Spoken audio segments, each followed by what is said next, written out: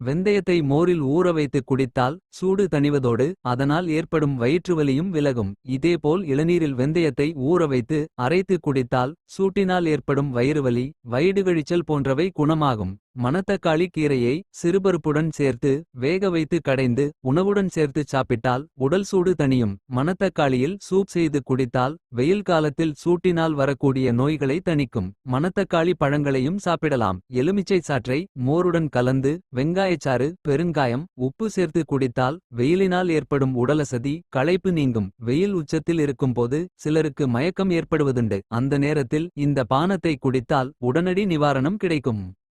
உடல் ஆரோக்கியம் குறித்த இத்தகைய அரிய தகவல்களை தாங்கள் தெரிந்து கொள்வதுடன் மட்டுமல்லாமல் மற்றவர்களுக்கும் தெரியப்படுத்திட இதனை அதிகம் பகிரவும். இயற்கை உணவு மருத்துவ ஆலோசகர் பாரம்பரிய சிகிச்சை சித்த வைத்தியர் சுரேஷ்.